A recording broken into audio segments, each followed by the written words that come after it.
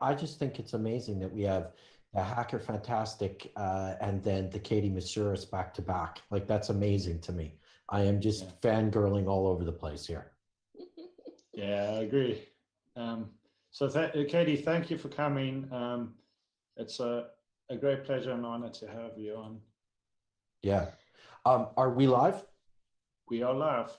Okay, fantastic. Well then, welcome to BeerCon, Katie Moussouris. I mean, everybody should know who you are, but if they don't, run it down for us. Tell us what we need to know about Katie Moussouris. Ooh, what you need to know about me. Well, I have been listening into just little bits and pieces of the BeerCon One show, and I'm wondering what it is that you wanted me to talk about here, except for introducing myself. But okay, Katie Moussouris, founder and CEO of Luta Security, and what we do is we mostly help governments and large organizations work out the kinks in their process for dealing with vulnerabilities. And whether that's with a vulnerability disclosure program or a bug bounty program or repairing an ill-advised bug bounty program, that's kind of what we do. I don't know, the internet might know me from things like being obsessed with karaoke and bug bounties and also some karaoke, but of doing Microsoft's first bug bounties and helping to launch the Pentagon's first bug bounties. So that's pretty much me in a nutshell. We're going to get into talking about bug bounties in a second, but before that, in 2015, when I met you at the Kaspersky's SAS in St. Martin, you told me about something called the Wasser Agreement and some work that you did on it. Oh, the Wassenaar arrangement. Yeah. Yes, it's an arrangement like flowers, but with weapons. Yeah. I wanted, because you know what, in 2015, we had some ransomware. People were talking kind of about Stuxnet that happened, but you know, we didn't really see the NotPetya's, the WannaCries and stuff like that till much later on. So were you looking into a crystal ball at that point, or maybe walk us through what that arrangement was and kind of like what the concerns were that you raised and advocated for? Okay, so you want to talk about export control of weapons, meaning you actually want everybody who was listening to this podcast to abruptly stop listening to this podcast, is what Not you're at saying. all. Okay, no, I got it now. No, Wassenaar arrangement. So that is a multinational agreement between now 42 countries. It used to be 41 countries until they added India to the group of countries in Wassenaar. And basically, it's an agreement between these 42 countries of how they're going to handle exports of certain technologies and certain items, right? And think of it as advanced weapons technology. So not like nukes, but like advanced radar tech Okay. is a good example. So that's what Wassenaar arrangement is. And at the Wassenaar level, these 42 countries will agree on what their export controls should look like, what should be controlled and what shouldn't. And the exact phrasing of how it looks in Wassenaar ends up translating into how each of those 41 countries then implement their own export control. So you can see how immediately you've lost all three of the people who are listening at 8:29 a.m. on a Sunday in the Pacific time zone. So anyway, the whole point here was everybody was concerned about the addition of certain language that basically covered intrusion software and intrusion software technology. What that translates to for us was that certain types of exploits, certain types of malware, you could not freely hand around samples of it. You couldn't hand it over across borders to do vuln disclosure, potentially without tripping an export control violation. And how uncool would that be if you're just trying to disclose a vulnerability, or you're trying to pass around samples of WannaCry for quick analysis, and you suddenly have to stop and fill out some paperwork for an export control, for an export license, right? That would be a huge drag. And Huge so what issue. happened, yeah, huge issue. So what happened was a bunch of people, not just me, but tons of people came out of the woodwork, wrote extensively about how much harm this would do to cybersecurity defense if you basically hindered defenders who want to follow the law with a whole bunch of new export control rules and things like that.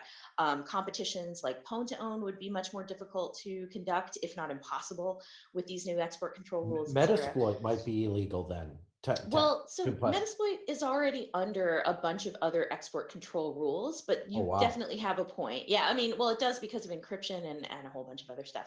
But here's the thing, ordinary things that you would normally be able to do in incident response, such as, the actual unfolding of the response to WannaCry, you would not actually be able to do that without a whole hunk of paperwork and export Wow. control licenses if we had not gotten exemptions. So what happened was, I and a bunch of other people kept lobbying first the United States and then also in other countries and saying, look, this is bad for defense. You've got to change the language. You've got to put some exemptions in here. And then long story short, I started my own company in 2016, right after launching Hack the Pentagon. And almost immediately after that, when I literally was, I had no customers yet and all that stuff, the State Department reached out to me and said, hey, Katie, how would you like to be one of 2 technical experts who joins the official US delegation to renegotiate Wassenaar? Cool. And I was like, boy, would I love to pay my own way for that right now. Yeah. Yes, of course, I would be honored. So I did. And I did that 4 or 5 more times over the course of about 18 months or so that it took. But essentially we had the job of convincing everybody in the room that number one, there was a problem with the Wassenaar language as written, and the problem was going to impede defense. So that was job number one. Job number two was, okay, exactly what about this language is problematic that needs changing? And then problem number three is, okay, now that we've agreed that it needs changing and the exact stuff that needs changing and what we need to put in there, now we have to figure out the exact words. So objectives number 1 and 2 were achieved in meeting number 1. Objective number 3 took like 4 more meetings and 5 more trips to Vienna where these things are worked out. And so that's the long and sordid tale, which I hope didn't scare away literally every one of the people who you wanted to be listening to this. Not That at is what all. happened. That's what happened. And it was my honor to participate. And actually, new Wassenaar language was just introduced that, the Commerce Department still asks me for help in looking at proposed language and everything. And so you can see, some of the work that I continue to do with the Katie. United States on that right now. Hi, Katie. I've got a question for you. Oh, yeah. Anything not export control related. I mean, that would be great. I love that shit. So lay off. All right. My question is probably a broad question, but it's reflective of some of the stuff that you've said recently over the past year, really on social media. And it's really to get your view on the state of the commercial bug bounty ecosystem. I'm gonna have to mute myself for a minute here. Okay, hold on. Yeah, there's some swearing. It's too much adult language. Sorry. Anyway, go on. Go on. I mean, you're obviously very steeped in the entire industry and the history of the industry of disclosure of bug bounties and all that kind of stuff.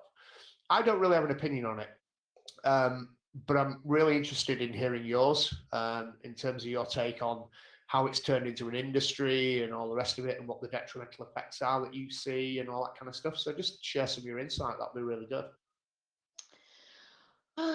Okay, so first, I think I'd like to start with where I was hoping the bug bounty industry would be by now. And then if I paint the picture of what I had hoped for, then I think you can probably see how, the depth of my disappointment. Yeah, you can basically measure it in, units of angst. Anyway, so what I was hoping it was going to be was, I mean, look, the offense world has had lots of ways to make money off of security research, right? There's actual crime, direct crime as a result of hacking. There's selling exploits to offense users, which a lot of people will say is morally bankrupt, and I disagree. I actually think there's plenty of good reasons to sell to offense. And we can go into that on another segment at another time. But anyway, but the point here is that, there are, I would love, pedophiles and criminals and terrorists and whatnot to be taken down by an O-Day that some law enforcement agency bought, rather than law enforcement forcing backdoors in crypto for everyone, for example. So I think there's, so I think there's a very legitimate market for offensive use of exploits. But back to the point, the defensive side of making money from knowing how to hack shit has been stagnated for quite some time. There's pretty much you work in-house on defense in security, or you are a pen tester. And those were kind of the two career options. So here's what I was hoping for. I was hoping that if there were more opportunities for people to make money and, and basically not have to be the creme de la creme and find, an arms broker for them to make money. But if there were a way for more people to make money, sort of a democratization of hacking and the ability to make money around the world and not have to, necessarily be a full-time pen tester, I was hoping that this would be a way to do it. And it would be a way for organizations to get more secure and relatively, lower costs and whatnot. But here's what I found. Here is what I found. Microsoft's bug bounties, Microsoft was actually quite good and is still quite good at processing vulnerability reports. To this day, they still receive over 200,000 non-spam email messages a year coming into Secure at Microsoft. So for them, they could deal with a huge amount of volume. They also had money. So it wasn't money that was the issue in creating their bug bounties. It was creating a workflow that could absorb a different dynamic, right? And creating a workflow that could not just absorb a different dynamic, but actually tune the eyeballs that were already friendly looking at Microsoft for bugs. And that took a few years to come up with sort of the game theory and economic theory and the handling of how those Microsoft bug bounties could take place. Similarly with the Pentagon, I started my work with the Pentagon, advising them from my Microsoft days, right? And I was the only person that they were talking to from my previous startup before they decided to go ahead and launch Hack the Pentagon for bug bounties, but it took a few years of prepping them. So here's where my great disappointment lies. I see so many bug bounties being introduced in companies as this way to quote unquote jumpstart their security program, a way to quote unquote find out where the holes are before they've actually done any internal due diligence. So not only is there a bunch of low-hanging fruit that's quite frustrating, for a decent hacker, with any kind of skill set to find, they're going to run into these types of vulnerabilities that are present on a lot of these sort of underripe bug bounty programs very, very quickly. They're going to hit a duplicate wall, very quickly, because it's only the first person who reports the bug gets the money. Yeah. And then a lot of people, have tried bug bounties and gotten kind of frustrated out because of that. And it's because of the prevalence of the low-hanging fruit stuff.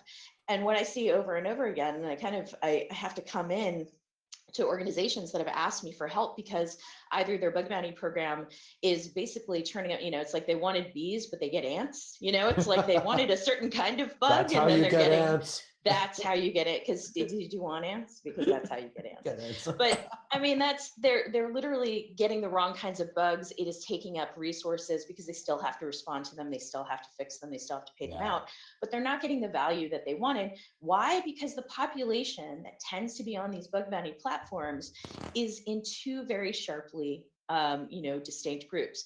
There's a mass of sort of spray and pray, the folks that do a lot of the scanning and the just like spamming out to every program and hoping to be the first one, the lucky hit.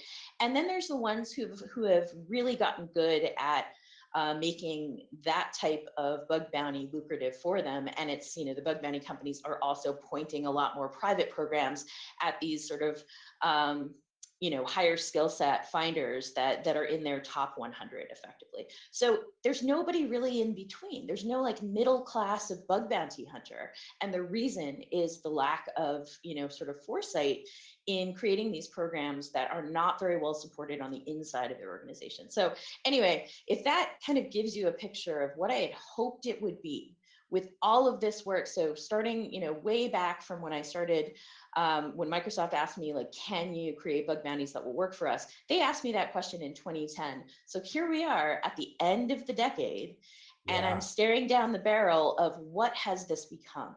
What has it done for security? Has it actually improved things? Or has it actually turned into yet another checkbox where people can pretend we take your security very seriously? And everything. She said it. So seriously. Is that a drinking game? Were you guys betting on that? Was that what you were Actually, the beer farmers are just one giant excuse of a drinking game. So yeah. Right. I just wanted to ask from a company perspective, I think there's often a toss up between a bug bounty and a pen test. So in Oh, terms of God. your advice, I know they're not exactly the same and all of that, but companies might Really, choose one or Sean? the They're other. not the same. No, No, but you know what? Yeah. All the marketing that I've seen in the last couple of years has really driven that point home. They're trying Yeah. to say this is more cost effective than a pen Yeah. test. It's just as effective, or they're saying it's more effective because many eyes, and I'm like, which eyes though? You know, and Yeah. was it the eyes of the person who ran that free scanner or nearly free scanner that your intern could have run? Because those are some really expensive eyes. Then you know, why did you pay somebody else to tell you that and to but hit the button on that scanner? Katie, how much is finding that the website that is protecting like a customer data portal or something like that is running TLS 1.0? Like, is that going to net somebody? Like, am I buying a house? You know what? It depends. And here's the thing I've seen in the last year. I've seen bounties getting grossly inflated. So Really? I'm not gonna name names, Okay. but I mean, there's only a few names to be named, so just deduce. But here you go. There was an incident at I share a lot of clients with bug bounty platforms, and they were doing a private program, and a bug came in, and it was the bug was HTTP trace enabled. That was the bug. Okay. So they were paying for managed triage. So the triage, from this bug bounty platform marked this thing as a rating of high. Yeah. Now in the payout table for this particular customer, that high rating would net the hacker. I want you guys to guess. How much do you think telling a company that HTTP trace enabled, how much do you think that should be worth? Which is literally like my cat's paw on the scanner could have found that. All right, so Scappy the cat could have found that, but anyway. I've got some history here. Okay. Because we had a chancer come at us with a missing header. Okay. And this wasn't my decision, but we paid £100 in Amazon vouchers out to that individual. Okay. So that's kind of my baseline. Okay, so that was your baseline. So that's a good baseline guess. Cheap-ass company, so I'm gonna say 300. 300. Okay, Yeah. Pounds, dollars, does it matter? Euros? No, Like either. It doesn't matter. Yeah, they're all worth Bitcoin. 300 Bitcoin. Okay, I wish for a voice altering like software right now, because I need to sound like Darth Katie right now. Yeah. It was $4,000. $4,000. Yeah. I'm logging So on anyway, to SSL Labs right now. Yeah, $4,000. But so here's the thing, right? That's where mental. we're seeing these wild prices, just wild. And it's not, look, if it was consistently where, everybody's paying out ridiculous amounts for literally like my non-opposable thumb-bearing cat's version of a pen test, right? And I'm just like, and it was literally, it's a scanner output. It's not that they're paying that much, across the board bounty wise, because I'd be like, you know what, children, every child in America could pay for their college education if they just did bug bounties, because all they need is a few lucky hits, a few lucky HTTP trace enabled. But no, it's just wildly different, in terms of bounty amounts, the discretion of, the companies, the platforms, and everything. And here's the thing. Such a thing is, I feel like it's exploitative of both sides of the equation, right? Okay. It's exploiting the labor of the hackers, because plenty of hackers will come up with actually interesting bugs, but either they're reporting it to sort of a semi non-responsive program, or they've not they've been beaten to the punch by somebody else, and everything. Yeah. And they're doing all this free labor, essentially, right? So if you think about it, a lot of the stuff that we had to look into legal wise, when I was looking at this for Microsoft, was around labor laws, because Microsoft actually is very sensitive to labor law type of violations. They had lost a class action lawsuit for labor law violations for using contractors in place of regular employees, like kind of what Uber and Lyft are going through right now in the legal system with the gig economy stuff, where they, they're trying to say that the drivers are not actually workers, whereas Uber and Lyft don't make any money without the drivers. So it's kind of like, but your whole business model is based on, they're like, no, we're a marketplace. No, and everything. We're Yeah. not, we make this software platform. So similarly, if you think about the fact that all of the risk is undertaken by the hacker, by, Right. the driver in this equation, right? All of their legal risks are taken on by them. If they step, to the left of a poorly written scope in one of these programs, they could very well step into legal liability. And who's Yep. going to defend them? If you're part of a pen test company, you're operating under a different set of legalities, and also you're operating under the legal protection of your parent company. You're not going to get sued as an individual unless like you've done something that would legitimately get you fired. Right. And even that, it's like, I knew pen testers who accidentally took down production, still didn't get fired. Why? Because they were just doing their job and they were indemnified for that. But the hacker on one end of these bug bounty platforms is not. And so there's labor, sort of doing a lot of work and not getting paid. And then there's labor in terms of the fact that these bug bounty platforms could not actually survive without these workers, and these workers are not classified as, as employees of the bug bounty platforms at all. Wow. And then there's the other half, which is, companies getting taken for a ride and paying out $4,000 for things that, I keep invoking my cat as if like, he's actually quite skilled. Sure. He's He's been going to DEF CON for the last 18 years. So no, he's like a catified ethical hacker. I mean, this is All right, guys, we're going to have to bring it to a close. No. On the subject of hacking cats. Right. Okay. Katie, fascinating. Really, really enjoyed speaking to you.